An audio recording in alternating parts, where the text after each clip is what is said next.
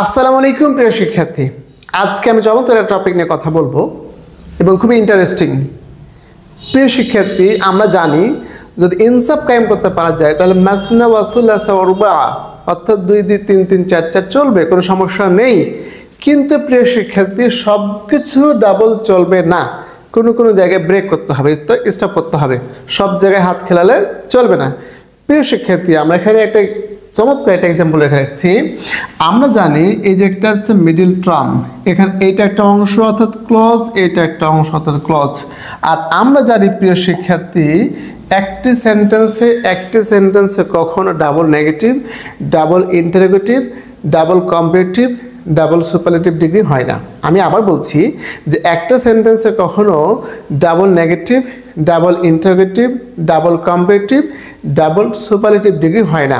প্রিয় শিক্ষার্থী, এটা হচ্ছে একটা কমপ্লেক্স সেন্টেন্স, এটা একটা কমপ্লেক্স সেন্টেন্স, এখানে দুই অংশটাই ডাবল হয়েছে অর্থাৎ ইন্টারোগেটিভ হয়ে আছে।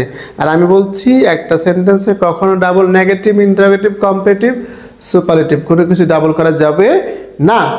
তাহলে যেহেতু এই অংশতে আমাদের ইন্টারোগেটিভ হয়ে আছে প্রিয় শিক্ষার্থী, প্রথম অংশে আমাদের ইন্টারোগেটিভ হয়ে আছে। ডু ইউ নো, তুমি কি জানো? ডু ইউ নো, তুমি কি জানো? এবার পরবর্তী অংশে অবশ্যই আমাদেরকে অ্যাসার্টিভ ফর্মে রাখতে হবে, অর্থাৎ ইন্টারোগেটিভ বলছি, ডাবল করা যাবে না। তাহলে আমাদের কারেকশন কি দাঁড়ালো? Do you know where he lives, not where does he live. কি করতে হবে? হোয়ার হি লিভস, অর্থাৎ পরবর্তী অংশটাকে আমাদেরকে অ্যাসার্টিভ করতে হবে।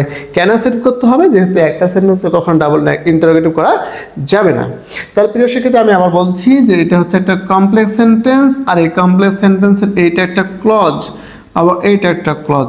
তা এখানে যেহেতু ইন্টারোগেটিভ হয়ে আছে যে ডু ইউ নো, তুমি কি জানো? হোয়ার ডাজ হি লিভ, তাহলে এখানেও আবার ইন্টারোগেটিভ হয়ে আছে যেহেতু সাহায্যকারী ভার্বটা সাবজেক্টের আগে আছে।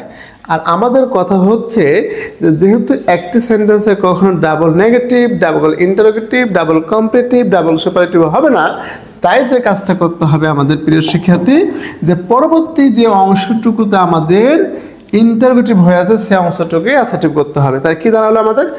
Do you know where he lives, do you know where he leaves.